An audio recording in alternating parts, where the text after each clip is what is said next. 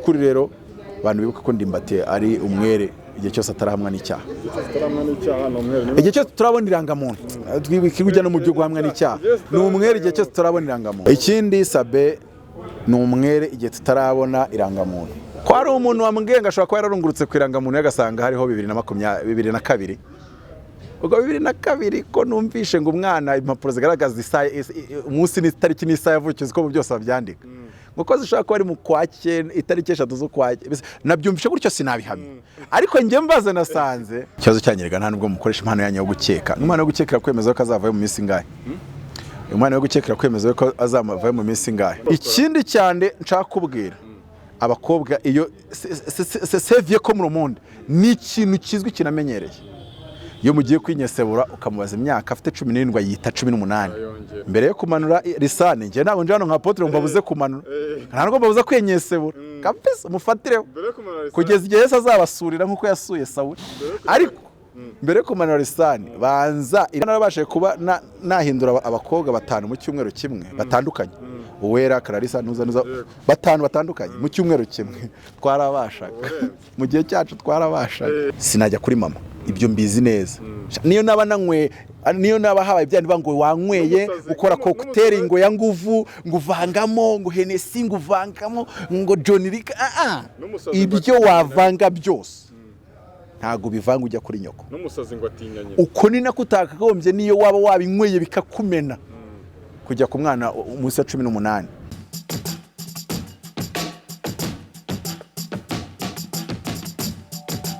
Hello people, nizere ko mumeze neza cyane aho mudukurikirana muherereye mu bice bitandukanye hirya no hino ku isi. Twongera kubasuhuza no kubaha ikaze mu biganiro bya Yawe TV.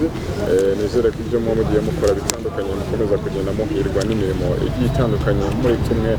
Umunsi turi kumwe na apotre mumenyereye cyane mugabo Imana ya blessinze rwose ndabizi umunsi agarutse mu gasuti kameze neza cyane. Urabona neza bwana apotre? Meze neza meze bon. Blessinze ndabizi cyane mumo yanjye ko nabona isana ariko emanaga amaturo arimo boreka pariseri uzigezeho ubu maturo bayaha Imana ikayaba abayikorera bakayakoresha bayoboye bakayakoresha barayarya barayakoresha imirimo y'Imana andi bakayarya muri protocole yuko Imana yabibategetse nuko yabigennye kandi yakoresheje nabi nyine nawe yabyisangamo ari kuri mu rugo mbonye. Hari ingero ufite zabayakoresheje nabi wenda buriya barahari ariko byamera kose amafaranga Imana igwaye mu murimo wayo ugomba kuyakoresha neza kandi neza biravuze ngo hari ibyo umwuka w'Imana yakubwiye ati yakoreshe gutya hari n'igihe akoreka ugakoresha amayindi yawe wadekona ukazabibona nyine iyo bibye urasarura niko birivuga donc iyo bikoze nabi biragera. Ntabwo ndabona umuntu atanga ku murimo w'Imana pariseri cyangwa se babikora ntabizi kuko ntago umurimo w'Imana urangirira kuri apotre Mutabazi wanabazi abandi ntagakere kibazo babazihaye Imana kandi Imana ni imwe n'umurimo n'umwe nuko inshingano ari zitandukanye siko kiba isobanura bitandukanye kandi ari imwe kiba isobanura bitandukanye kandi ari imwe nuko ari Imana ikaba itari muri muna wawe nyine na muna wawe buri giye kumusobanura ari igihe wamusobanye hari igihe nawe wabyica kandi muri muna wawe yaravutse umureba ibaza Imana rero yari iriho tutarabaho so mu by'ukuri Imana irenze ibitekerezo byacu niyo mbara umuntu ugeze kuza mbaza ibibazo ngo bikanganye cyane ngo ngiye ubinsobanure nibwo ngo nakizwa ntiwakizwa nkunguka iki kuri kubigira nkaho ukijijwe waba uri kunyungura wibikangisha cyane ni ushatse uzabe udakijijwe iteka ryose ubone ko mpombe atari ko ya rwose mbwiriza ko mbona bigize big deal ntakubwirije se nkabwiriza abandi bose urabona Imana yazabimana ko ntakubwirije nayende gusa arambwira ibibazo byawe nibi arambwira ngo Imana yaremye isi ihagaze he ngo semba yaremye ijuru n'isi ubundi yabaga he bazi ibintu byinshi ndabwira ntabyo nzi kirakadomo ategeza ko mubwira ibindi mwese ubwo nta kindi mbwira nikikize ntibibiri iravuga ngo turi mu isi tumenya igice duhanura igice twereka igice nubwo ibyo nahanuwe n'ibyo namenye n'ibyo neretswe byose byarangiye ntamenya aho yari ihagaze nibyo se hari icyo bintwaye n'ubundi sinshaka kwemeza ko ndenze cyangwa nkazi ndavuga ni kuko Imana yatumye tutamenya ibintu byayo byose n'imikoro yayo cyo twita theologie systématique buriye ucunze nabi wabeshya abantu teoloji systematique no gusobanura imikorere y'Imana. None urasobanura imikorere y'Imana ni so wanyu. Birango ni inyanja ngari. So mu byanga bikunda rero ugomba kumenya ko ubusobanuro bwawe bushobora kugira aho bugarukira. Ejo ukamenya uburuse bwawe ndi warufite uyu munsi, ejo ukamenya ubundi buruseho, ariko in the end isi zarinda irangira Imana abantu batayimenya. Nubwo wowe uyimenye wanayimenyera ko nkumva. Aravuga ati ariko uziko icyo kintu cya umubwiye cyumvikana. So mu Mana iteka ibyo abantu bazi ni igice cy'ibyo bakabaye bamenya, cyangwa se ibyo tuzi ni igice cy'ibyo tuzamenya mu gihe kizaza, ariko nibyo tuzamenya kugeza isi irangiye ngo nitumara kubona mu maso y'Imana, ngo tuzamenya rwose nk'uko twamenywe rwose. Nubwo ngo byose ku Mana tuzamenya nk'uko byose kuri wowe wenda nabyitangura bizi, uretse ko no kuri wowe byose ntago ubizi. Niyo mpamvu habaye icyo twita conscious mind na subconscious mind. Nubwo ngo ibi unconscious ntabyo ubuzi nyine, kandi biba biri muri wowe. Nimba rero nibiri muri wowe bimwe utabizi, ibiri mu mutima w'Imana byose wabimenya koko. Nubwo ukuri kuriho nuko abantu isi zarangira batazi Imana. Oya naga kutamenya Imana, ubwo no kuvuga ngo bazaba bazi ibibareba. Mose yaravuze ngo ibyo mwahawe kumenya ni ibyanyu n'abana banyu, ibyo mutahawe si ibijyanyu. Biravuze ngo nta nubwo bikureba. Ibyo Imana itakubwiye, Joyce Meyer yigeze kuvuga ngo Yesu ubwo yari amaze iminsi 3 mu gituro, ngo yari arimo ababazwa, ngo ari mu muriro utazima, ngo abadayimoni bamushinyagurira ibintu byose bitandukanye. Abantu bari bamereye nabi, baramugurukanye. So ashobora kuba Apostle twaza ndamwemera, kandi gatumwemera bya danje, undi saze mwemera kandi ntajya nibagirwa kuri we. Nakantu igeze kubigeze kumubaza ngo ariko ngo Apostle Rwanda murango yavuze ibi, ngo urabivuga hiki? Arabasubiza ko akunda bayisekera. Ngabivuga sinzi umwuka yararimo. Ako kantu ko abivuga sinzi umwuka. Nanjye Joyce Meyer abivuga sinzi umwuka yararimo. Akagitwaza uramwemera kweli. Ari umuntu ubona ko afatika. Hari umuntu ubona ko afatika. Bitewe n'ibyo umwemeramo mu buryo runaka. Kuko muri iyi suku nikoze nta muntu utari umuhatari, buri wese afite ikintu isi yose yamwemeramo. Uretse ko n'ubwo isi yose yakikwemeramo, hari abantu bafite indi miterere yabo bashobora kutakumva neza, hari abakurwanya, hari abakuvuga nabi, hari abavuga ati nge sinkwemera, hari n'abarwanya indwara yo kwanga umuntu wese wemewe n'abantu benshi. Abantu babize gutyo. Cyangwa se yareba ikiganiro we akaba yarishyizemo ko agomba gukora comment negative kandi akashaka kaboneka. Aba ari uburwayi bafite muri we. Byanga bikunda ni nkuko abaho aba optimist n'aba pessimist. So hari umuntu agomba gushakamo ikintu kibi muri we kandi akakibona. Cyangwa se kandi anakivuga ukumva kibaye cyo. So abantu babaho nk'abo ngabo. Kandi ikindi umuntu umwe yaravuze ngo if everyone likes you, don't be glad of it. In the end, the cheap items have many buyers. Ngo rimwe na rimwe hari n'igihe umuntu yishimira akantu hose amwemera, ariko ngo hari igihe bari n'ikimenyetso cy'uko igicuruzwa giciriritse bya danje. So mu by'ukuri ko hari igihe usanga abantu bagerageza guseringa themselves cheap kugira ngo hatagira ubavugaho nabi, kugira ngo baneze rubanda yose. Ibintu Yesu atashoboye, kandi yaraje akora ibitangaza hazarani, avuga gakeya nk'umwana w'intama. Diplomate niyo yavuze ngo yamasaha n'ikibaroswa nuko yamamazwa. Ntabwo ari byo twari tugiye kuvuga, ahubwo reka manzi ndi gusaba ko dufite website kugezaho amakuru yizewe kandi abavuga hirya no hino wayeshatu yawetv.com, ukamenya isi ibayerekeza. Ni nk'ubu mpamvu tugiye guhera ku makuru abamaze iminsi ari trend yose uyasanga kuri website imwe nkubwiye. Umugabo witwa Ndimbati aherutse gutabwa muri yombi inzego zishinzwe umutekano cyangwa se n'inzego z'ubugenzacyaha. Bwana Apotre Mutabazi ni umuntu ukurikira social media, by'umwihariko amakuru ni ikintu cya mbere ubu yafite. Ikibazo cyanyerega nta nubwo mukoresha impano yanyu yo gukeka. Impano yo gukekera kwemeza ko azavayo mu minsi ngahe? Impano yo gukekera kwemeza ko azavayo mu minsi ngahe? Yego. Ndayimenye iyo minsi. Nyine mujye mukeka. Ndabwo gukoresha impano yo gukeka. Prediction zawe zirakwemeza iki? Indabakure yawe irakwereka iki? So bya bintu ikintu cya mbere amakuru aba yatangiye muri media, kwizerwa kwayo kuri ku kigero gikemangwa. Noneho kandi amakuru atanguye abantu bari kuburana, akenshi umuntu arekura amakuru yamaze kubona ko ari komprometa ko baburana. Hari ayahisha, hari ayo yongeramo akadetaye gatuma nyine wa muntu bari kuburana bigaragara nabi. Nk'urugero, umuntu ashobora kuza ari kuburana n'undi, bari kuburana iki? ndabyibutse umugabo bamwandikiye 250 ahari inshuro imwe bamukubitaho utuntu batwongeranya biba nka 250. Umugabo atara controversy yatwaraga tagisi aravuga ati umuhanda ndawuvamo. Ubona nashaka nyine kuvuga ku buryo abantu bagomba kwitondera amakuru bahabwa iyo abantu bashaka kujyana mu manza. Nubwo biriya nshaka gutekereza ko babikoze badapanga kujyanana mu manza, iby'imanza bikazamo batari babibaza. Muri cyo nicyo cyabaye. Kuko bashaka kujya mu manza bari kujya kuri RIB. Ariko bagiye muri media batazi ko RIB irazamo. Ariko n'abantu bari kudukurikira bajye babyumva. Iyo uvuze information zazana muri RIB kuri media izamo ntago ni waba ufite subscribers 3. Kuko hari abagabo batojwe, hari abagabo babihemberwa, hari abagabo badafite ikindi bakora kiretse kumva ibyo tuvuga, no kumenya iyo cano ni yande ataha he, afite ingenga bitekerezo ki. Hari abagabo babihemberwa kugira ngo nyine bamenye uko bakurikirana umutekano, kuko ibyo uyu munsi n'imbuga nkoranyambaga batazicunze igihugu cya Kiyu bikaba bazi ko bagifite. So mu by'ukuri rero abantu nk'urugero ziri information barekuye bajye bazirekura bazi ko ari nko kuzivugira muri RIB. Ubu nshatse najya kuregera muri RIB, nshatse nabikora kuri YouTube, hose abari kimwe burya. Uretse ko ndiwe wagiye kuri RIB babigira serious kuko urumva ni ikirego wabahaye direct.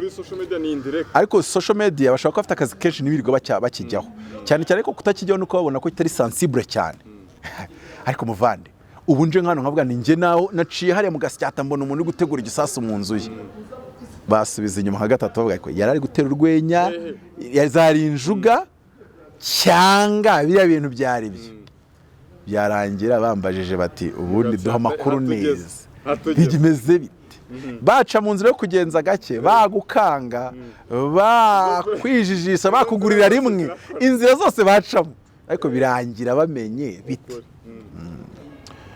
So urumva rero yuko abantu bararakaye wangu, abantu bari mu kazi. So bityo rero abantu nusora ama information, ntago ndi kubuza abantu gusora ama information, kuko kudasora ama information nabwo nibyo ndi burakarire muri iki kiganiro. Aho umuntu ko zira information nge nkizibona nazikemanzemo ibintu byinshi ko by'abatari ukuri, ariko none ko ntacyo nshingira aho mvuga ko atari ukuri, nyine uko gukemanga nkugumana muri njyewe no mu misesengurire yanjye. Ariko byaba bimbabaje umunyarwanda ziri information zose uriya mukobwa yavuze zibaye ari zo zose, sharetse ko probability yo kubazo zose nako byiringiye kabisa. Ko ari umuntu wamwenga ashobora kuba yararungurutse kwiranga muntu yagasanga hariho 2022 ubwo 2022 ko numvishe ngo umwana impapuro zigaragaza isaha umunsi n'itariki n'isaha yavukiye ko byose babyandika ngo zishaka ko ari mu kwake itariki 3 zo kwake, nabyumvishe gutyo sinabihamye. Ariko nge mbaze nasanze urake mbaze nasanze kabisa ashobora kuba bararyamye afite nka za 18 ziri hafi na 19 ahubwo. Ikindi cyane nshaka kubwira abakobwa iyo sevye ko mu monde ni ikintu kizwi kinamenyereye. Iyo mugiye kwinyesebura ukamubaza imyaka afite 17 yita 18, kandi yabonye bimwavantaje ku kindi gihe ayivana kuri 18 ari yafite akayigarura kuri 17. Mu byukuri ngiye cyane uri avuze 16, avuze 16 nshaka kubyumva, ariko trick ya 17 nyizi udutendo twinshi 17. Erega bya 17 n'igihe usanga umuntu akabwira ngo nyine ufite 17 ngo naburaga 18, kuko buriya niho haba iminsi 3 baragufunga tu ni 17, kandi hari information zose zibaye ukuri. Yaba ari kurana hagati ya 25 na burundu, ubundi nicyo kintu yaba ari kudiringa nacyo kugira ngo itaba burundu igarure ku 25. Nayo ibintu ngo byajya ngo kuri 5 10 ntago bihari, itegeko riba rikiriye. Niyo mpamvu mbwira nubwo turajya mu kiganiro mbere yo kumanura risane, nge ntabwo nje hano nka apotre ngo babuze kumanura, ntabwo babuza kwenyesebura kabisa, mufatireho kugeza igihe Yesu azabasurira nkuko yasuye Sawuli. Ariko mbere yo kumanura risane banza irangamuntu irebe ko itari na forgery, banza ugarota kinyiranga muntu ya nyayo, ubari imyaka urebe ko 18 yuzuye.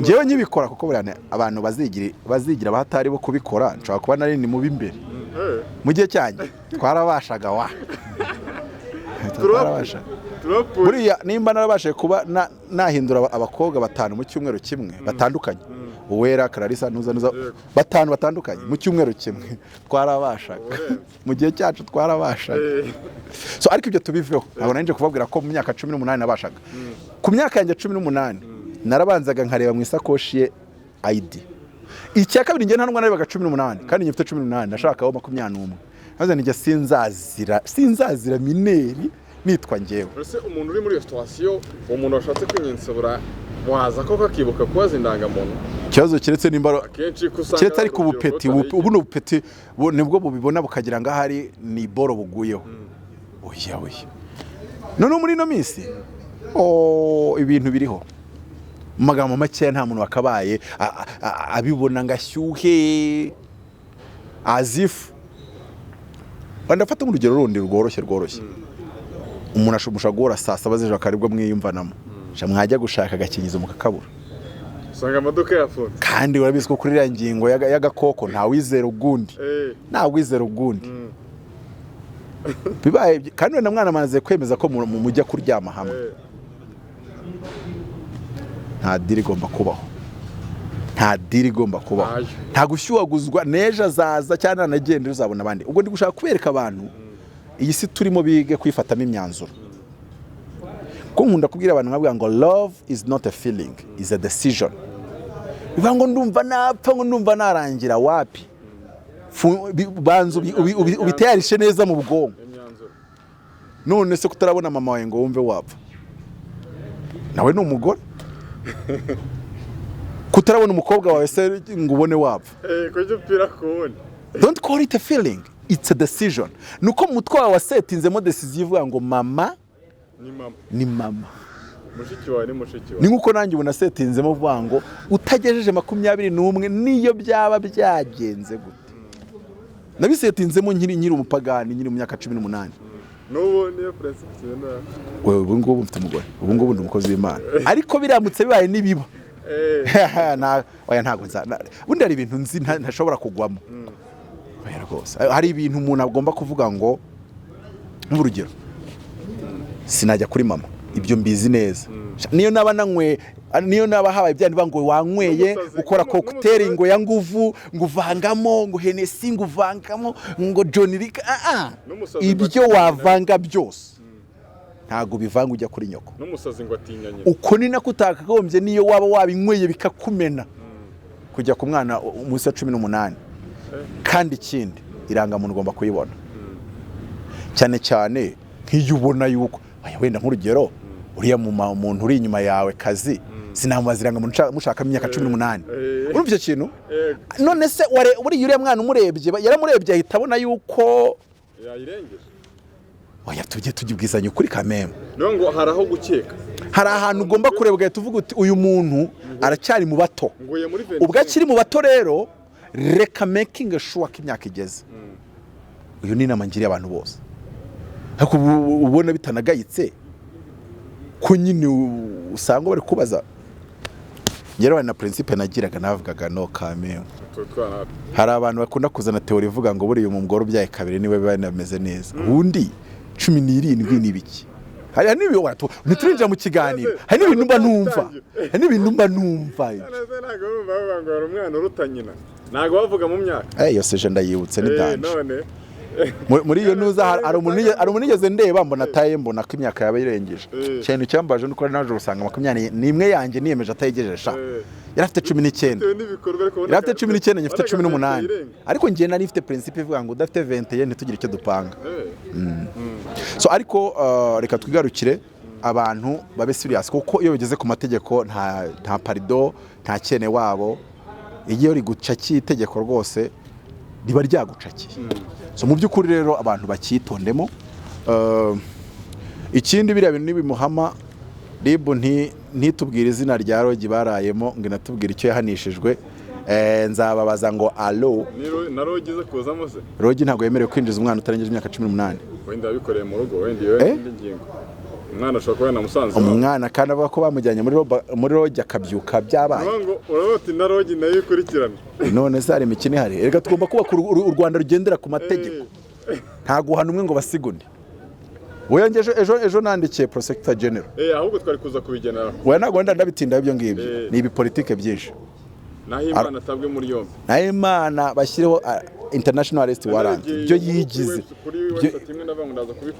It's kind of nge namukozeho research. Ariko rero no kuri azanigurira kandi. Rero umuntu akozeho research atampemba ntari cyo. Bukuru bw'u Rwanda urwandiko rusaba gusora inyandiko zita muri yombi Nahimana Thomas. Ari kuza kubikubaza nkavuga ni neze ka nkubaze nk'urugero. Nk'umuntu wenda turi kujya utaramurebye ntajya kumureba. Ndabinginze kuba imbabazi z'Imana. Ariko nk'umuntu wabaye aramurebye. Gikorega namukurikiranye amazi 3 buri kigano cyose asoye nkireba. By'amasaha 3 byiki cyoze mega zanjye zaragiye. Byabikiraho zo tubwira kohereza nawe yubyohereza. Urumva. Ariko ndangije nkora research ubundi uyu muntu ni gatiki agenzwa n'iki arerekeza hehe. Nza gusanga ari gutegura genocide ya kabiri. Ndangije ngewe nkora research yanjye nyohereza ku nzego zibishinzwe Prosecutor General. Umuzehe yaratubwiye president ngo umunyarwanda agira uruhare mu bimukorerwa. Ubwo urumva yuko nshobora no kugira uruhare mu kureba uri gusenya kamutanga mbere. Nkavuga noya reka ngaragaze icyegeranyo n'ubushakashatsi bw'ibyo arimo. Inzego zibishinzwe zifatiranira ihene itaharahebeba. Ko buri ihene utayifasha igihebeba weba nkayo cyangwa se urahebeba yo nayikana. Zimwe muri article zimwe no kwibuka neza bati nibaze no kurangara na roniragiramo. Oya icyo navugaga nge nagerageje kubaza ibibazo Prosecutor General twa nambwe sindi umunyamategeko. Ariko Socrate yaratwigishije ngo hari igihe uvugana n'umuntu kumva mutumvikana. Nk'urugero sinumva impamvu atarakurikirana. Wenda ngabo umwere mu mategeko da. Rwose mu Dr Murangira azatubwira ati rwose twasanze Padiri Nahimana Thomas ari umwere ni mutagatifu ni intumwa y'Imana yo rwose mugende ibaha amasakramento. Tumenye ko nta cyari gukora. Ariko ubwo icyo gihe nanjye ejo nazinduka nkora nk'ibyo ari gukora. None nanikira Prosecutor namubaza tubwizanyije ukuri. Biriya bintu ari gukora. Textual nkuko abivuga. Mbivuze ndi hano ibyumba ntuye mu gashara. Ntago mwanjana mu butabera. None se ntaga abantu twese tungana imbere y'amategeko. Padiri Nahimana Thomas agira humanité diplomatique donc imuduha ubudahangarwa nko bavuga ngo president ari byatakurikirana akiri president. Cyangwa no kubera ko yavuze karo wo hanze. Anyway, mu magambo makeya nta gisobanuro ababishinzwe bafitiye abanyarwanda. Impamvu umuntu nkuriya yakomeza gusenya ubumwe bw'abanyarwanda bakabureka. Nta gisobanuro gihari. Uzi ikintu bita jurisprudence nuko wenda bitaciriye urubanza. Jurisprudence ufata urubanza rwa rukarukompara n'urundi rwaciwe ahandi. Ariko se nk'ubu hari abitwi ba Idamange n'abakarasira. Utekereza ko bavuze ibingana na kimwe cy'icumi cy'ibyo wavuga. Ni umunyarwanda nk'abandi nawe bamushyireho arrest warrant bajye kumuzana ajye mu rukiko abiburane. Nabo mwere asubire mu Bufaransa. Ntago tuzamuzirika hano. Wasanga nta n'agaparisera higirira. So magambo make. Ariko buri munyarwanda wese ukoze icyaha yagikorera kuri internet. Yagikorera oneya, yagikorera online. Yagikorera ari umusitari ubwo tuzanyemo Ndimbati. Yagikora ari umuntu waho ngaho muri quartier mu byaro. Amategeko akurikizwa kimwe. Nicyo nge nshaka. Nimba biriya nabivuga nkarara mpamagajwe kandi nitabye inzego. Nawe bazamuhamagaze kuri RIB. Azi RIB ni abanyarwanda baba mu Rwanda gusa cyangwa nabo hanze yabahamagaza. Nge ubwo nicyo kintu ntarakurura neza. Cyangwa hari RIB wenda ikorera muri ambassade y'u Rwanda mu Faransa. Donc ndashaka kumenya bimeze bite. Donc ushaka gukora ibyaha ku Rwanda ajya kubikora à distance. Icyo gihe bizaba nkaho atabikoze. Mwibaruwa nagaragaje mu witwa nimba ari pupi donc umugabo yibye miliyoni 40 z'amadolari yari umunya Nigeria ajya muri Malaysia bakamuha amafaranga. Interpol niyo yagiye kumufata. Kuba uri muri Malaysia ukiba abantu bo muri Afrika ntibituma polisi itagufatiriye muri Malaysia. None se umuntu we uri mategura genocide kuko nge nagaragaje ko ubushakashatsi bwanjye bugaragaza ko ari mategura genocide. So ubwo bushakashatsi nge ntago ngira ngo abantu baze birakaza bazaze bahangane n'ubwo niyo research nakoze.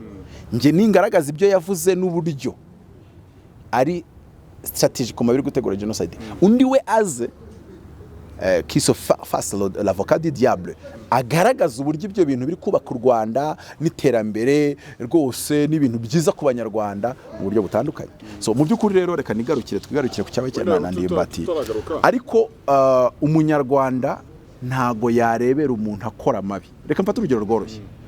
Uzi ko buriya RIB niyo yirwe bivuga. Ngero ukuntu logique yanjye ikora, aho kugira ngo ujye kwamagana Sabin, nimba information Sabin yasohoye ari izukuri, nimba izo yasohoye zose ari ukuri, iyo mvuze ngo ari ukuri ni iki? Mbere y'uko umwana ashyiramo information ko yari afite imyaka 17, banza umusabe ID, umubwire ngo mu gihe utarayinyereka, nimba ndavuze ngo nayisize mu rugo cyangwa iki cyangwa se si niki ko njye hari umunyamakuru wamuhamagaye turi kumwe, twari kumwe kandi njye mvuga information z'ukuri mfite, naba ari ugukeka nko yakoze yamuhamagaye. Arangije kumuhamagara ndamubwira nimubaze ngo hari agapapuro afite karagaragaza igihe yavukiye kanyako, arangangwe ngo ngiye kuzagajya kugashaka. ID yawe mufukawe ntabwo ujya kwishaka, abantu harimo kwen, abantu harimo kwen, ubundi bayita kwen. Urumva ko Ndimbati ejo mushaka gukubitana rwose arimo atwika nta bintu byinshi, kubera ko information yo kuba yari afite 17 nigaragara ko itari y'ukuri, biragoye kugira ngo ugire ikindi kintu wazashinja mu rukiko ngo gifate Ndimbati, bizagora. Azasigara wenda burana utuntu tw'indezo gusa, kuko ibyo kumusendesha biragoye kubona ibimenyetso, kandi mu rukiko ibidafite ibimenyetso rwose irwariza. So mu by'ukuri rero RIB ihora ibwira abantu ngo nimba umubyeyi, bakunda kwibwira mu cyaro, ntabwo nari nzi ko naho mu mujyi babigira, ngo nimba umubyeyi akenshi kuna korwa n'abagabo bakiri mu cyaro, umugabo umukiri mu cyaro ufite moto ya Jesa cyangwa se rimwe na rimwe igare rishyashya, ngo nimba yakurongoreye umwana cyangwa se yamuviyoye umwana 16, kigabo cya 32 kikabikora, rimwe na rimwe n'indi kajyamo. None hari ukuntu ababyeyi mu cyaro bahita bajya bangoreka ngo kurumva ngo na munywanyi wacu ngakunda kunkopa n'akagage, bagahita bashaka guheza ngo babikire mu bwumvikane. RIB irabakangurira ngo no, ubwo bwumvikane bwanyu ntago ari byo, ndetse wowe muturanye bakagukangurira ngo nubona uyu mwana bashaka kumubindikiranya ngo ababyeyi be bajye kugana n'uriya muntu wamuviyoye, wowe nk'umuturanye uzagenda ubiripoting. N'uzubwo bitandukanye n'ibyo Sabin yaba yarakoze. Wenda tubaze ko ntazi ukuri kwa information yasohoye, ariko yarasohoye iriya nkuru atarareba kwiranga mu uriya mwana. Navuga ngo Ndimbati ubwo yaba atazi gushaka avoka. Ubundi ushaka avoka wa miliyoni n'igice Ndimbati, iyo umuntu bimenyekanye ko iriya rangamuntu itariho 17 kuri urya mwana, ugasanga 18 yari yuzo, umuntu agasohora iyo nkuru, shaka avoka miliyoni n'igice wundi usanzwe aburana na leta akayitsinda, wundi uburana na leta akayisira ibanga rwose akayisisibiranya ikamwishyura. Abantu batsinda leta kukujyanayo nahise ntiwibuka uyu bumwitande uno wakunda kugaragara yambaye ubusa, uno kina prono w'umunyarwanda byiyemerera Isimbi Noella something like umukobwa nuzi ko bafoto nuza igihe cyaso Noella something like nuzi ko cyasohoye amafoto ye eshanu ntibazi mukomangiye, kandi bure bazi mukomangiye mu bwumvikane kugira ngo bataburana. Byarahejeje nyine barate pusha fate eshanu pusha. So rero abantu tugomba no kumenya amategeko cyane cyane akoresheje imbuga kugira ngo udashiduka wasohoye ama information umuntu agahita kujyana kukurega akagaragaza yuko wamuharabitse mu buryo bumwe cyangwa ubundi, cyangwa se mwahimbye information mukabyita ko yafashe umumineri kandi yari umuntu byemewe n'amategeko kuba yabikora. So mu by'ukuri rero ariko information ziramutse arizo bityo kuvuga ngo nizo, iyo rangamuntu uwo muntu yavuze ko agiye kuzajya gushaka akaba yari yayirebyeho nubwo atarayishaka, agasanga y'imyaka afashe abana bafite cyangwa se afashe igihe byabereye, akaba yabwiwe neza yuko cyangwa se akabibona neza yuko yari 17 itari yuzuye. Icyo gihe waba amutera ibuye yaba ari nko kuritera kuri RIB. Kuri RIB niyo yaduhaye instruction kandi biri no mu itegeko nshinga, biri no muri values z'abanyarwanda, indangagaciro z'abanyarwanda, kuvuga ngo njewe ngusanze soko tura friend ngusanze uri kukana k'imyaka 7 kankubwira nta nicyo wambwira, nugwamagara RIB washaka no kwiruka nka kuzirika kubera iki kwa mwana atari uwanjye oya ibyo uri gukora donc icyaha cyo kujya ku minene niyo mpamvu babita ngo uturibu ariko niyo yaririmbye Bosco ngo nagakese nagahereza ngo umwere yaramubwiye ngo irarugira ngo rizatumura buri arana afite amarara azatuma baraburiza ngira rugira rizatumura buriza hari amarara azatuma abantu baraburiza ariko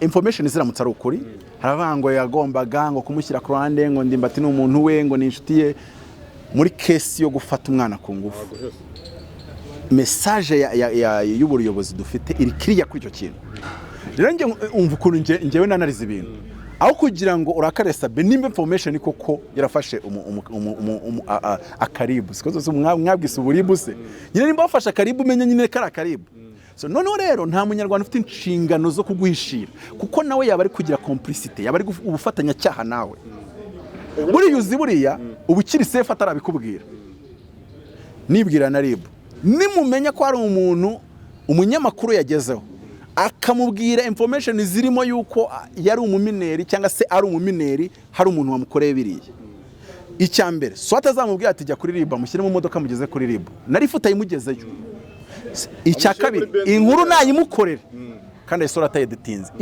by'umwihariko ntakuremo information ivuga oya iri yivuga imyaka nye uko buriya muri information iyo sabakuramo imyaka 17 no gusindisha yari kuba ari amakuru nka yandi yose ko nayo abarirwa banga abantu ntibatanze indezo ni benshi muri media so ariko iki ngiki tucyumve neza buri munyarwanda afite inshingano yo kuripotinga harya babita aba rapist n'aba pedophile something like umuntu mukuru ujya ku kana gato buri muntu bitariko ubuse ntuzari arakerari cyangwa Ndimbati yari superstar kurenza arake oya biramutse biri ukuri nta munyarwanda wakabaye atera amabuye uwabiripotinze watanze platform bikavugwa nubwo wenda hari geribu y'ubwayishaka kuvuga ngo uburyo bwiza nuko yaza gutanga ikirego iwacu kurenza witabishyira muri media nubwo ko nabonye imikorere ya ribu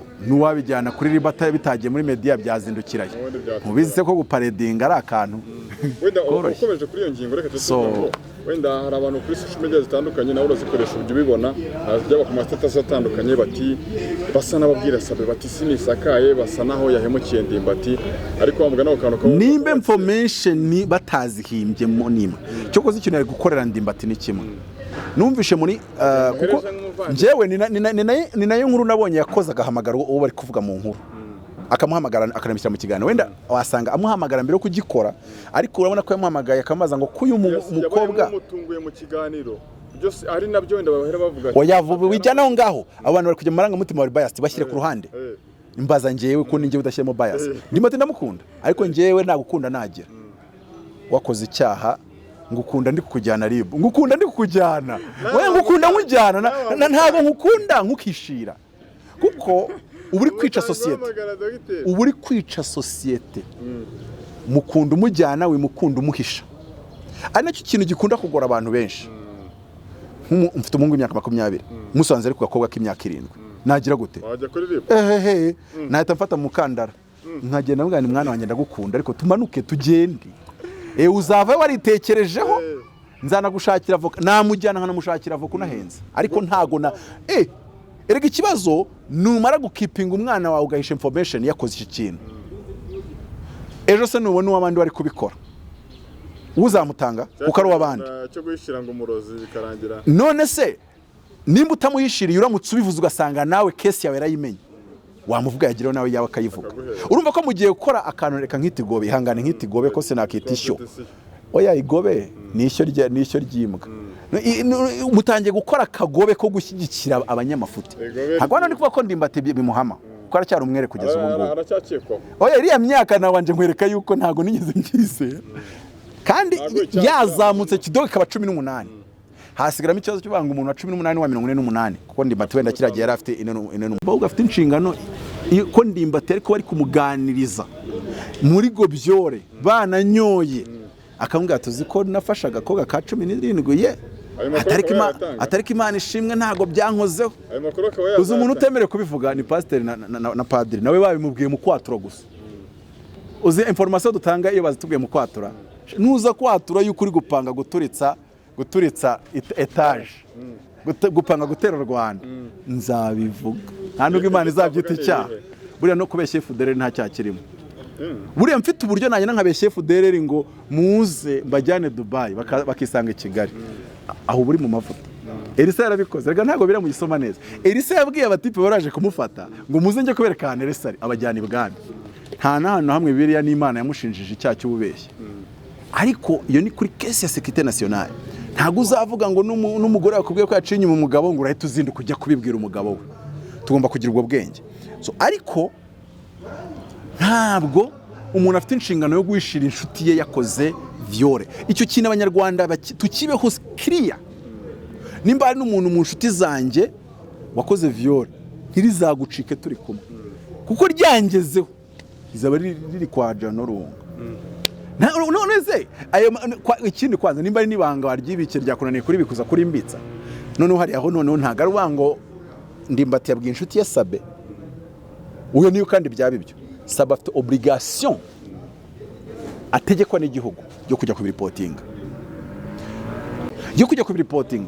Na ubushuti bwanjye nawe cyokoze kiretse ubushuti mbashe kubikubuza, kandi nabwo nabikuza mwana igenda wiripotinge uvuge ko wabivuyemo ariko wari washutswe. Ariko ntago mfite inshingano yo ngo sha ngo ngiye kuguhishira ngo none se ngo kuri inshuti yanjye muri muna wanjye oya. Iyo bigeze ku kintu hari ibintu tugomba kureba tukabivana muri sense ngo ni ibyanjye nawe, tukabivuga ngo ni iby'igihugu cyose. Viole ni icyaha ubukoreye societe nyarwanda, ntago biba bikiri icyaha ukoreye umuntu umwe.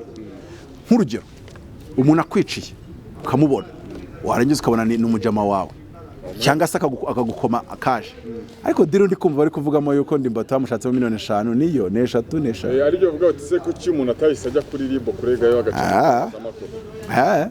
Ibi bintu birimo akantu, ibintu birimo tekinike nyinshi. Noneho rero biratuma tuvuga ariko ikintu cyambere gikomeye ni iri yarangamuntu kuko muri nida ntago barayifoginga, byasaba izindi imbaraga. Rero iri yarangamuntu niyo irarangiza. Uretse ko ku rundi ruhande byari kuba na byiza ribu itore zire information nirangamuntu yifite gutya yabanje no guscratching kareba nimba ariyo. Bwa bushobozi buvugwa hanze abwana tumiboneka bwo mu biryogo indyogo. None se indyogo kashyira no mu system ya NIDA muri Kenya niwe babishoboye. Muri Kenya baravuga ati si bizami bya PCR turagushyira muri system kandi batagupima. Anyway, mu by'ukuri rero Sabin nimba yararebye kwirangamuntu agasanga ariho 10 hariho imyaka bigaragaza ko afite 17 igikorwa kiba ubwo no kureba kwirangamuntu ye akareba no kuri ntuza ya naissance y'abana kugira ngo akore difference arebe neza. Haba haburaga iminsi 3 karipoting ngo 18 yari yakuzuye, yaba hararenze iminsi 2 nanone 18 yuzuye, kabwira umwana ati izi information ntuzivugemo ko afite 17, ndabona afite 18 cyangwa se nuzivugamo ndaba against you. Leta nkwaza ngo kuki none uri kuva ko afite 17 kandi njye narebye kwirangamuntu yawe nkasanga 18 yari irenze iminsi 3. Icyo gihe ababaye abalansinze inkuru ye neza. So mu by'ukuri rero iki nabonye yaramuhamagaye amubaza gusa kubya indezo y'umwana, kandi muri title ateganya gushyiramo ngo yaramusindishije. Yagombaga no kumaza ngo none se kakubya avuga ko wamusindishije byo bivuga hiki. Donc yatinze kuri information zindezo ari nazo Ndimbati yavuze ati ndabikora. Agiye kwandika muri title agaragaza yuko Ndimbati atabikora, kandi Ndimbati we yamukonfirmye kabikora. None ikibazo kukizeye umukobwa ko yavuze ko atabikora, nyizere Ndimbati amubwiye kabikora, byasabaga kugira ngo akore investigation somehow. Aho ni wagaragara ibisanga Ndimbati wanyereka proof zamumo wohereje, wanyereka yuko nyirinzi ari wowe umwishyura, mpamagare nyirinzi umubaze ko ari wowe wohereza amafaranga. Utuntu nk'utwo ngutu umukobwa nabi kajyana n'inkongo tujye kuri MTN duhe Rorove. So urabona yuko gusa simvuze ibindi nuko buryo umuntu ari gukora inkuru zino zo kuri YouTube urabizi, ntago nawe izo ndi kuvuga ntago uri kugira umwanya wo kuziverify. Ngeze uri kuzimbwira ngo nziverify. So mumaga makeya hari igihe umuntu bimujabuka, ariko nimba donc kuko rega kuyaho kibe n'icyaha kuri Sabin umakuyamo element morale ma materiel na element y'itegeko bivuze ngo aramutse hari n'ikirimo kitari cyo ashobora kuba atarigeze agira impamvu ya intention mbi element morale yamuteye kubikora agamije ikibi wakaba yabonye umukobwa arira agahita avuga ati disinformation izo ariko abantu muri kano kwizira abantu barira kuri YouTube ngewe ibyose je nanga kubivugaho kubera ko abantu bafite tekinike yo kurira iri ku rwego rwo hejuru. Okay, reka turebe ko ngingo so mu nyungu zabo zitandukanye ngo iyo ngingo tunayiveho tuze kuranga ngo Sabin ibi yakoze abantu bafashe nkaho ari ubugome ibintu yakoze n'abandi ba YouTubers mwese nibyo mutegetswe gukora none ntago ari byo mbasaba gukora nibyo mutegetswe gukora nimba koko zire information ejo hatazaza umuntu kuri wowe babikoze afite 15 bireba kari 15 huse kariko nanjye ntajyanye umuntu muri RIB sinakubwiye ko umwana namubyaye mfite 15 numva bataramfashe umwana namubyaye mfite 15 ubu nanjye nshaka kuzinduka avuga ni rero umuntu yaramfashe mfite 15 ambyaza umwana ariko nanjye umukobwa twari kumwe afite 15 twarafatanye aho imyaka ingana wenda so urumva yuko n'abamineri babiri bari bahuye nta wari kujyamo uko nishiramo wasanga amategeko ari ukabivuga ariko utazabona umwana wa 15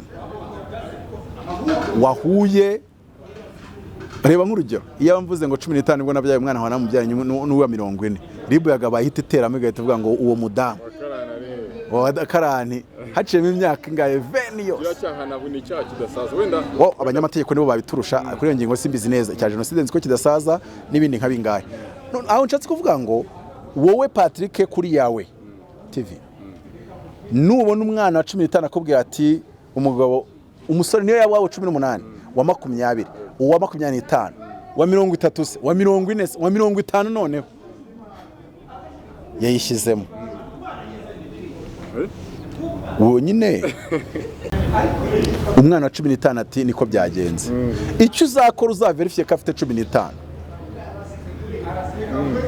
icyo uzakora uzaverifye ko afite 15 ikindi uzakora uzaverifye ibyo uverifiye ariko utegetswe nta nubwo ariko ndiko bigusaba utegetswe na RIB n'amategeko n'ubuyobozi bw'igihugu swate kumujyana kuri RIB uti ibi bintu sinabikoramo inkuru yagenda kuri RIB tuzaza gukavaringa baparedinze umuntu cyangwa se nudakora icyo ikiganiro kimukorera kandi ntugikuremo information we editing ushaka kumugira umwere uti information iri comprometa yose kanyikuremo ngo mwivuga ngo Sabin n'abandi ba YouTubers murabitegetswe wenda aho ni kuri shade babona nta muntu mbese amagambo make w'umunyarwanda wemerewe gwishira icyaha amprise kiriya kuko sinzi nimba mujya mumenya guhuza ubutabera na politiki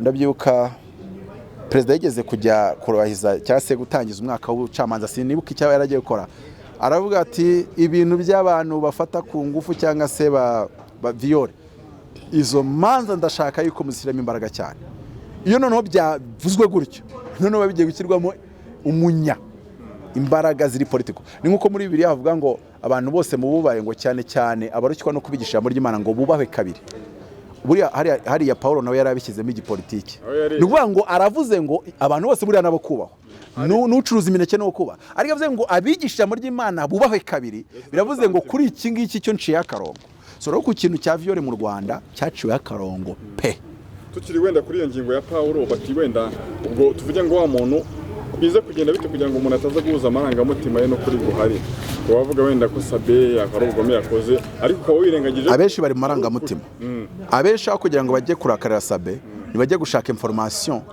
zigaragaza ko Sabin ataverifiye nk'umunyamakuru nibashaka information zakuramo Ndimbati ibindi barimo na amarangamutima adafite nicyo yabamarira ariko aho bigeze nekeza ko izo information ari ubushinjacyaha bugomba kuzishaka niyo tubuze gushaka wenda n'abanyamategeko tukabaganiriza nyine abo bantu bari kuvuga ni babanze baceceke babanze bategereza icyo ibimenyetso bizagaragaza n'amategeko azagaragaza. Ndimbati umwe mu bagabo bari bamenyereye cyane muri sinema ukekwaho ibyaha bitandukanye birimo gufata ku ngufu birimo guha ibiyobyabwenge cyangwa se ibisindisha umwana utagera ku myaka bivuga ko wenda amavideo ye ashobora gusibwa byo no kuri kuriho cyane bya bihuha bitrending kubera ko na ya arakari yasibwe se ubwo babihuje ugati muri ese hano ni muri Amerika hano ni muri Amerika umuvandimwe wacu Busiyete byaje so nta na Busiyete barayasibye habaye iki byari haye ikibazo cyuko ukoresha umuntu ufite ikibazo mental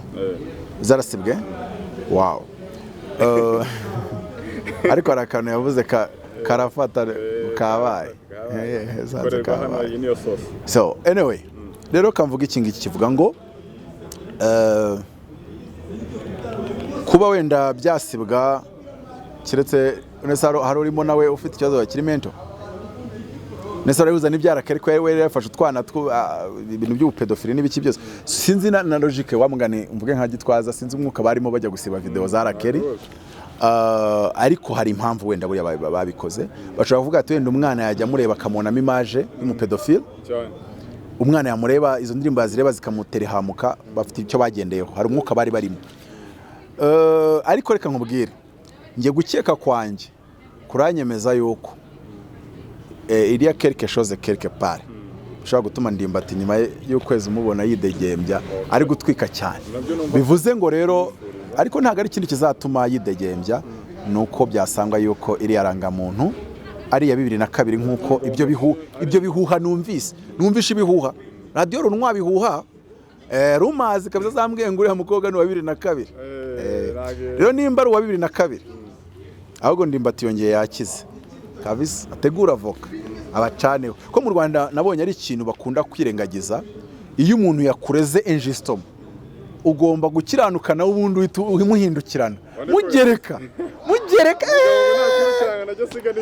agomba gusiga izamusubiza inyuma ko niko bikaba bimeze wenda iyo ngingo tuyivaho umuntu yavuga ngo wenda iyo ngingo tuyivaho ukuri kuriho no kubiharira amategeko tugategereza cyishinga cyabo zakomeza kugenda batugezaho umunsi ku munsi hanyuma wenda iyo ngingo ya Ndimbati tuyivaho ubushize ubwo dore ko kuganira twakomeje kuri Miss Rwanda tureba ibigenda biberamo bidasobanutse mu minsi ishize hari witwa Linda wasezeyemo abantu bavuga ibitandukanye kuba yarasezeye ku mpamvu zitandukanye ariko kuri tukiri Ndimbati information yo gusindisha abantu batayanariza ngo bayitindeho cyane kuko nta buryo bwo kubibonera ibimenyetso na proof wabona done ugushingira ku ijambo ry'ira mukobwa kandi uriya mukobwa amufitiye ishaza harya ishaza mu mushatse kuvuga iki byanga bikunda amufitiye injyana so byanga bikunda ashobora kuvangamo ako kantu ka yari yanansindishije rero iyi information nimba tudafite ukuntu twayiprova tuyireke tutayi agaciro kuko iyo uyihaye agaciro itangira ku influence emotion zawe ngo yoko we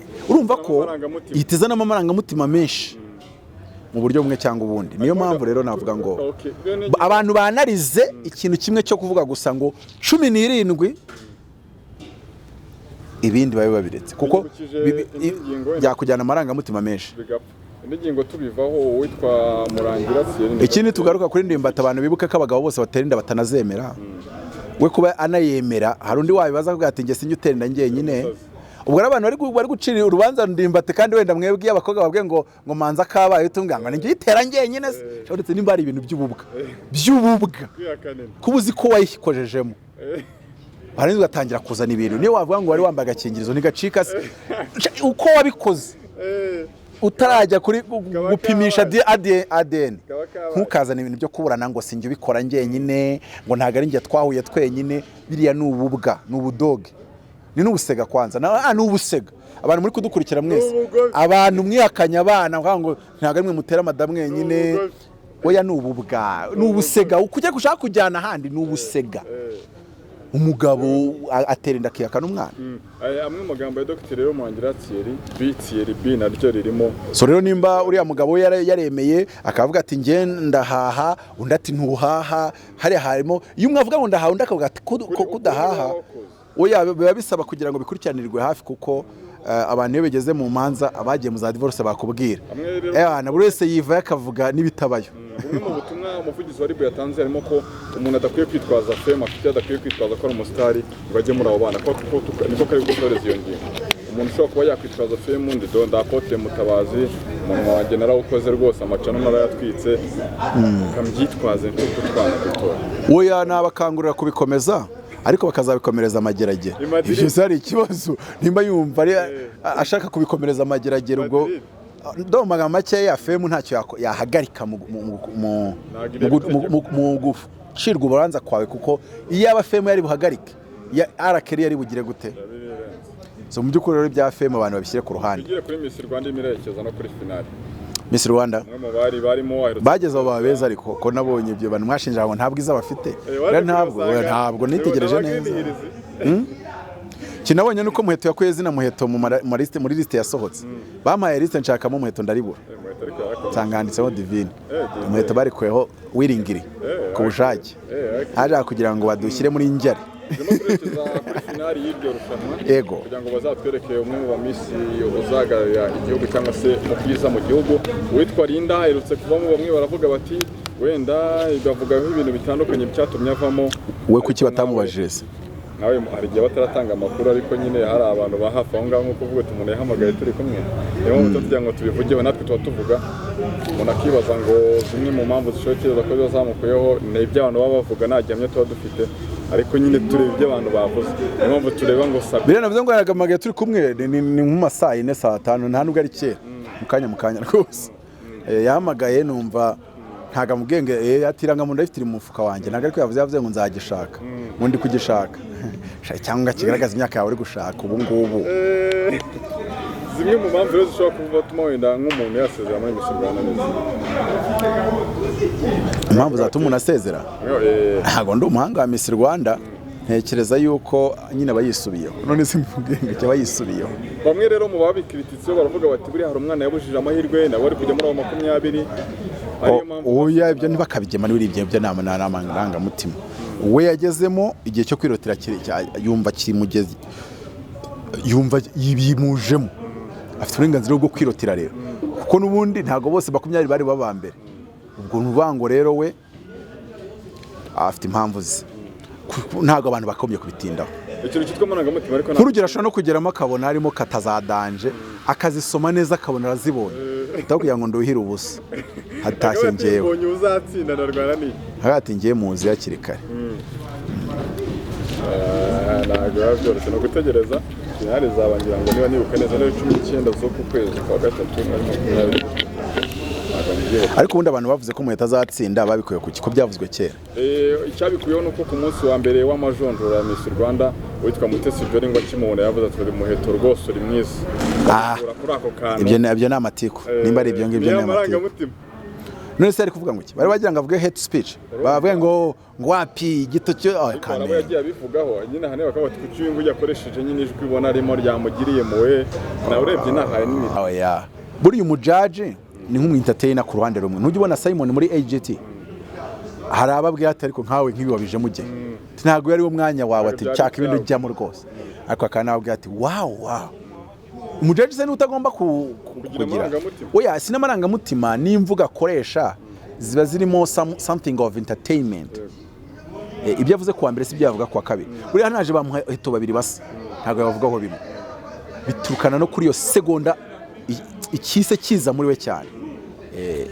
Miss Jolly Mutesi Jolly umufata gute wowe cyangwa ntago buriya bari abantu bakurikirana cyane kuko ngiye nkurikira abanyapolitike kurenza abandi biriya mbibona bitambuka nibyo abandi mbibona bitambuka buriya ntago mbikurikirana cyane nkurikirana ibintu by'abanyapolitike nkurikira amadisikuru ya Putin yose kuva yitwa Putin ntago ari kuva ejo mu gitondo nkakurikirana yabazi ping urumva rero kugira ngo uzagere kuri ba Mutesi biragora ariko mba mubona genda nkumva abantu bavuga yuko afite mu gihori horo ukuntu donc ari umuntu w'ama projet ushobora gutekereza ibintu n'ibindi akinitiatinga ibintu bitandukanye so nta kundi kuntu avuga ngo mubona ntiya cyangwa kuri ko ntabyinjiramo deep ariko nakomeza ukomeje kuri Putin ndavuga ahubwo ni yagura ibikorwa byajya no mu bucuruzi y'ama makeup amavuta kuko bigaragara ko ari umudamu bishoboye agira inganda zo hanze azana hano mu Rwanda zitunganya ubwiza ategure ibintu bishobotse azageraho afite company nini yorganiza ama event noneho ajyanye ubwiza modeling ibintu byose bise nibica kuriwe kuko numvisha abantu bavuga ko ashobora kuba abishoboye ya komeje kuri Putin ndavuga ni ya Benz yawe noneho hari umuntu ari amavuta amwe yamamazaga avuga ngo no swapa ini boteme ini force nicyo navuga kuri Miss Jory. C'est pas une beauté, c'est une force. Benz yawe no kwa Putin essence ngo yazamutse umugabo witwa Putin ukurikije ko kurikirana politike muri iyi minsi imeze bite na Zelensky. Nakunze kuvuga analize yanjye uretse ko analize nyine iracyari yayindi rusofero ndavuga Amerika bashatse kugira nabi Putin nawe abereka yuko ibyo bari kugerageza haciye umurongo utukura nabisona mu gisobanuro kimwe cyoroshye umugabo umwe umugore yaramubwiye ati Putin ni umugome bagombye kureka Ukraine ikajya muri NATO n'uburenganzira bwabo umugabo waraceceka arangije aravuga ngo it's none of the business of Russia for Ukraine to be in NATO umugabo waraceceka ajya mu gikona azana icyuma itagishyira impande y'uburiri aravuga ati sheri vayo turyame undi ati ati warasaza ariko tinjye nkaryamana nawe ufite icyuma impande y'uburiri ndaramubwira ati it's none of your business ko ndara n'icyuma ntago ariho kiraranye amusubiza nk'ibyabwiwe aramubwira ati rero nimba utanyizera ndi umugabo wawe ko ndara n'icyuma Russia yizera Ukraine kujya mu muryango ko misile zose za NATO ziza hariya muri Ukraine ati uko niko bisa rero niko bimeze Putin ari kurwanya intambara ntagatifu zo kurinda umutekano w'igihugu cye security national security kandi ibyo nta utabikora iyo bigeze mu mutekano w'igihugu ntago hakorwa ibishoboka hakorwa ibisabwa all the necessaries muri constitution ya Espagne ari nayo bakoresheje iyo ngingo ni bakoresheje cyagiye biyomora kuri Catalonia ishaka kubiyomoraho constitution nabango iyo hari umuntu ushatse gucama abanya Espagne kabiri ngo hakorwa all the major necessaries ntago akora all the major possible all the major necessary nwango hakorwa no ibishoboka ni ibyahara amategeko yemera hakorwa ibisabwa byose donc ikiba gikenewe ni rezilita ikiba gikenewe ni ko ibintu bishyirwa mu murongo rero Amerika narinzi ko bwa mbere narinzi kiri kurwana intambara kugira ngo Uburusiya bushyirwe ibihano ariko nza kwanariza nsanga 2004 yari ifite ibihano Uburusiya buhora mu bihano kandi ikindi ibihano byahombye Amerika no Burayi kurenza uko byahombya Uburayi na Amerika na Afrika twahomba kurenza uko byahombya Uburusiya nyirizina so Uburusiya bwakoze umubare wabwo neza ku bijyanye na sanctions mu bukungu rero nyuma niho naje kubona noneho ikarita ya Amerika yariyo mu gitabo ndi kwandika cyitwa no more bloodshed title ya kabiri kiravuga ngo how to stop America, Russia and France to kill million innocent civilians kuko wagira ngo bayifatishe nk'ibintu bemererwa Amerika igiye muri Iraq yishe miliyoni 200 y'abasivili nta nubwo bigeze akora mapping report ntago bigeze akora za Amnesty ngo na za bya binuza byabo bajya banza no bintera ikirungurira ngo za Human Rights Watch mbyanga uriya nimba ari ibintu nanga mwisi byigira ubutagatifu kandi babiri muri politike bira byose nwango iyaba byari ibinyakuri ibyo bikora mu duhugu twa Afrika byakaye byaranabikoze muri Iraq ariko cwe silence radio muri Afghanistan bishe 135 by'abasivili cwe ikindi bazi kurwana bashyize imbere media zabo zikabagira intware ahubwo bakagaragaza ngo mwiyahuzi ngo yaturikije imodoka ngo abanyamerika babiri ngo abasirikare ngo baraho ngo barapfa mwese tuyo umunyamerika rwose yajyaga heza umuntu ave ibwota amasimbi yo bigwa akajya mu gihugu cy'abandi kiri mu birometero 5000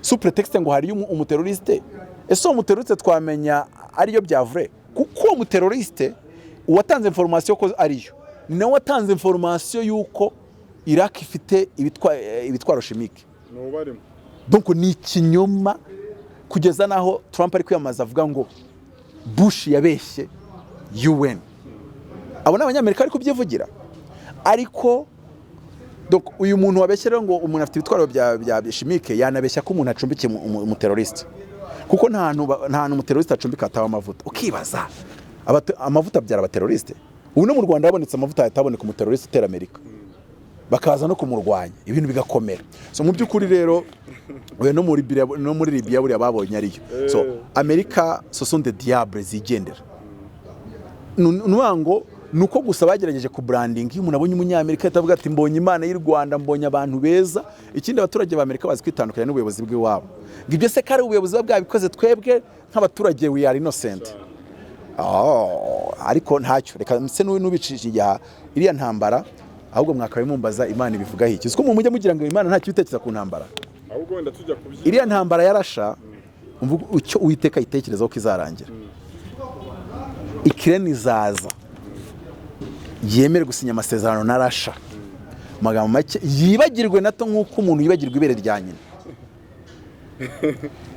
Amerika nayo icyo kinakubwiye Amerika iri intambara iri kurwana nicyo nise talibanization ubu umutalibani wakwengara inyuma habaye tabikanga talibani yagukubise urushyi yibye iwanyu yasenye urugo rw'iwanyu ariko baramufashe bamubrandinga nka rusofero wigendera kamikaze uri aho ngaho so rero njyewe pour votre information njye mbonye umunyamerika ahubwo niwe mfata nkuko mufata umutalibani ahubwo nabona umutalibani nkabona victime wigendera so kubera ko njye ntago numva iriya media ya western media ngari byo nshingiraho numva media ya Russia Today nkumva media ya Shanghai donc mu Bushinwa nubango abo ni abantu babiri bari gutanga amakuru yizewe ariko media zindi za West BBC ahongereza France 24 nyine ni anato Fox CBC zageza byose biriya ahubwo icyantangaje n'uburyo Al Jazeera nayo imeze nka ariko Al Jazeera ishobora kubiri kurengana kubera ko abari kwifurnisa information bari kuyiha information already ziri corrupted ariko umuntu uzahanagera akakubwira ngo agasohora information ngo zigaragaza umusirikare gusezerana n'undi ntuza ambasaderi wa Ukraine usiko wajyanga abantu bose n'abakomediye bo muri Ukraine president yari umukomediye umuyobozi wa Kiev Vitali yari umuboxer ambasaderi wa Ukraine muri UN yaransekeje mu bantu bigeze bansesa kuva nabaho araza muri UN arangije afata urupapuro ruprintinze ngo ni screenshot bafashe ngo ya smartphone ngo ya WhatsApp cyangwa communication umusirikare ngo yagiranaga na nyina ngo mbere yuko ngo bamwica ariko twaranje kumwica n'uburyo yabivugaga byaga bisekeje atuwo twahise yabyanditse mbere ho gato yuko apfa ibyo nta gitangaza kirimo ku musirikare ku rugamba yaraswa n'ubahanganiye ku rugamba byose igitangaza ariko noneho ibyo ntago wumva ko ari ubugoryi bugeretse ku bundi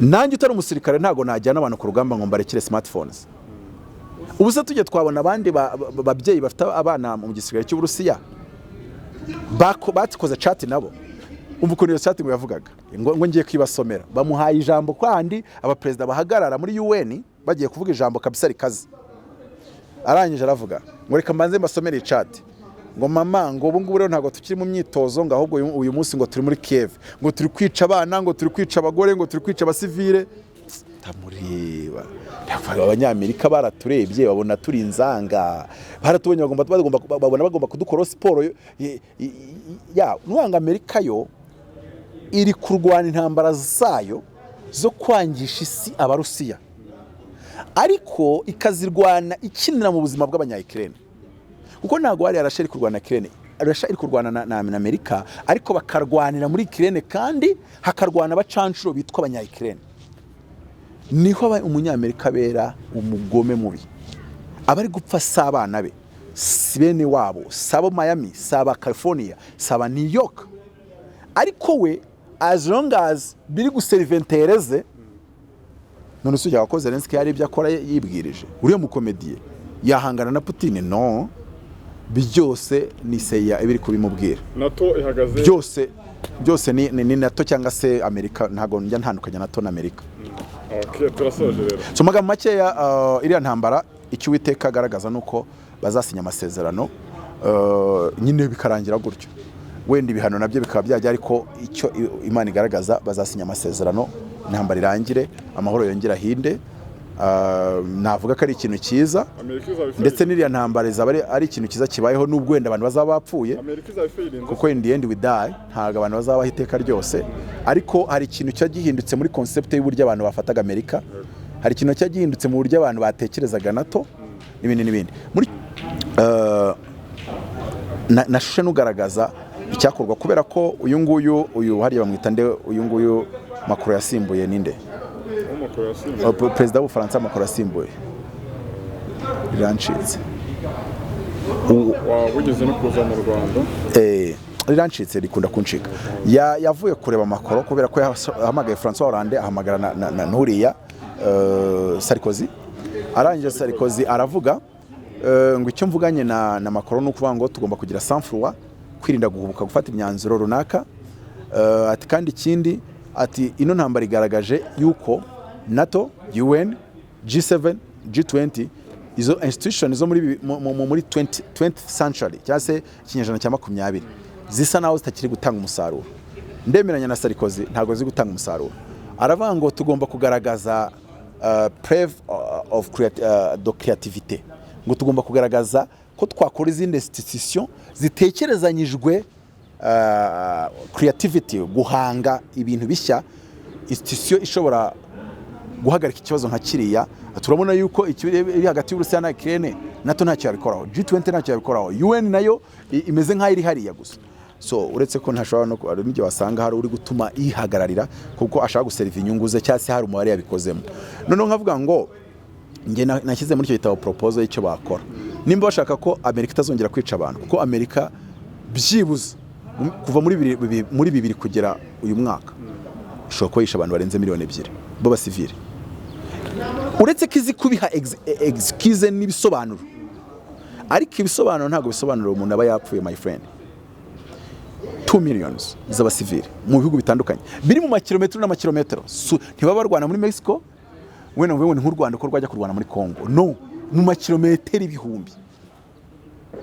Noneho rero ndavuga ngo third world countries, u Burundi, u Rwanda, Namibia, utuntu ngutwo twa Djibouti bazakore system ituma aribo bafata decision yo kotoreza nimba Amerika yajya guterana cyangwa itajyayo.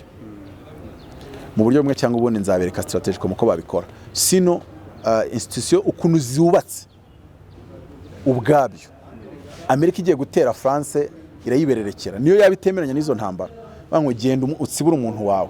France yajya gutera Amerika ikabwira France ati nawe genda utsibure nimba yakumenye igenda ugatsibure. So urumva Conseil de sécurité ibihugu birimo uretse gusa ikintu isi kiyifasha gatoya nuko muri Conseil de sécurité ari mu Burusiya n'Umushinwa akaba ashobora kubabuza ati no fait pas ça, ariko Umurusiya n'Ubushinwa badahari ngo kandi babe bari against America. Erega muri politique internationale cyo ari cyo twita balance of power. Balance of power sinzi ukuntu wabyumva. U Rwanda rwifatanyije na Uganda cyangwa se rukifatanya na Uganda, Kongo, u Rwanda ndavuga mu yaga bigari, Kongo n'u Burundi buhita bushaka uburyo bwifatanya byanarimba bugashaka Angola bukomekaho nabo bagakora akantu kameze nka alliance. Kubera iki? Nuko balancinga power. Bano bantu nibihuza bafite power nini. Biriya nati biri gukora ibirimo izamura imbaraga zayo kugira ngo zirute, donc na Amerika biri kuzamura alliance yayo ngigira imbaraga. Russia nta alliance isa naho ifite igaragara ifatika cyangwa se mu masezerano yanditse, none bazagira bavuga ati Russia twayimira mu bihugu. Rero ari nacyo bajya gusenyera urukuta rw'i Berlin ndetse n'ibindi byose NATO bajya kwemeranya yuko bataze expandinga baza mu burasirazuba, ko buri Amerika yarenze ku masezerano yagiranye n'Uburusiya inshuro 5 zikurikiranye. 9 ishyiramo Poland, imaze gushyiramo Poland ijyana y'intwaro zayo zose. Noneho Putin aravuga ati nabamenye ni munashyiramo Ukraine mureta muzana misile zose muziterekemo nkuko mwazijyanye Poland, ariko Poland ngo Poland iri nyuma ya Ukraine, abanza Russia kurikiraho Ukraine akurikiraho Poland. So noneho gatire ibyo mwakoze muri Poland nibyo mushaka guhita munakora muri Ukraine. Bivuze iki? Bivuze ngo numvishe discours ya Putin aravuga ngo hagombaga kubaho icyo twita balance of power kugira ngo West itazagikora ibyo yishakiye mu isi. Ibyo rero ni ibintu uko byatekerejwe bigaragara yuko abarinzi bagiye inama inyoni zigize indi, ni nkaho navuga ngo ari ama super puissance asa naho avira indi imwe ku tundi duhugu kugira ngo swate yibe, ariko akenshi abikorera kwiba. Russia niyo yonyine itagirwa intambara zo kwiba na China. niyo yonyine, ibyo bihugu bibiri byonyine by'amasuperpuissance bitajya birwana intambara yo kugira ngo bise n'ibikoloniza igihugu bigiye kurwana nacyo nibirangiza bivide umutungo wacyo nyuma yo guhindura abayobozi n'ibindi. So mu by'ukuri rero navuga ngo isi na n'uyu munsi iracyakeneye ikintu akita balance of power, kandi ntago balance of power yari kuboneka Ukraine ijya muri NATO, Russia itakaza imbaraga zayo, Russia ibaridikira. Icyo gihe ahubwo noneho byari kuvuga ngo Amerika isigaye itekereza ikitekereje mu gitondo ikazinduka igishyira mu bikorwa, ariko byibuze uyu munsi y'igitekereje irabanza ikibaza ngo harya buri Burusiya buraba buri ku ruhande, hari igihe ubundi China yo iratora gute, noneho akazamo icyo kintu twise rero balance of power. Iyo umuntu afite alliance zituma agira imbaraga nyinshi, nawe uhita ushaka indi alliance direct ataranagutera ataranakurwanya, kuko iyo utabikoze atangira kujya kwempoza ibintu ukisanga urobrije kubyemera. Reka nkwereke nk'urugero, wenda tuvuge nka Kongo yifashe ikifatanya na Tanzania bagakora alliance ya inanditse, bagahita banifatanya na Uganda bagakora alliance, bagize ngo Rwanda mwamuri Burundi biravuga itumva ngo ibicuruzwa bashatse bagukomanyiriza akavuga ngo ku cyambu cy'i Dar es Salaam note ku cyambu cya hariya Mombasa, umuganda akavuga ati nazibiye, ugasanga nta hantu uri buce, kuko ubundi ibintu wari bubizane Uganda wabona bivuye Mombasa waba uri kubicisha Uganda ukazenguruka ibicisha Tanzania biganuka mu Rwanda, bikaza wenda cost ya transport yiyongeye ariko at least bikagera. So rero uzasanga nk'iyo alliance Kongo ikoranye wenda na Uganda, u Rwanda ruhita rushaka Samia Suluhu bwihuse cyane, kuko utabikoze sha nuwa ngo utinze n'uyu bagahita muzana muri alliance no kuyobora igihugu byakunaniye, byagusaba urishyire mu kanwa wirase birangire, nuko kuyobora igihugu byakunaniye. So rero ibintu by'ibihugu abantu batabizi bo bazanamo utuntu tw'uturangamutima, ariko ibintu by'igihugu nabyita art ariko ivanzemo na science.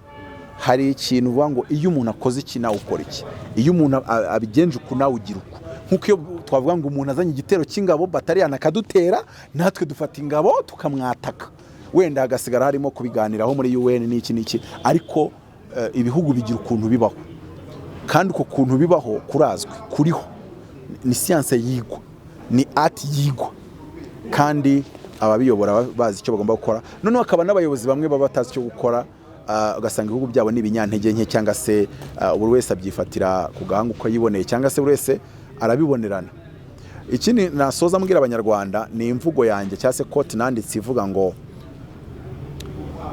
umugabo si utagirana ibibazo n'abandi bagabo, si n'utarwana n'abandi bagabo, ahubwo umugabo n'ugirana ibibazo n'abandi bagabo agakomeza gutera imbere, agakomeza kuzamuka mu bukungu, agakomeza gutumbagira, agakomeza gukora ibikorwa ndetse no kugera ku bintu bimwe na bimwe ndetse n'ibindi bitandukanye. Hagati aho agakomeza gukemura ibishoboka, ibidashoboka kiga kubana nabyo. Uwo niwe mugabo nyamugabo. Naho ubundi iyo wihaye kubaho ukavuga ngo nzabaho ndi umugabo utajya ugirana ikibazo n'abandi bagabo, abandi bagabo babyuririraho bakakugira ingaruzwa muheto. Yego, kandi buriya inganzwa n'ingaruzwa muheto biragoye ko zitwa abagabo, nyine zitwa izo, ntago zitwa abagabo.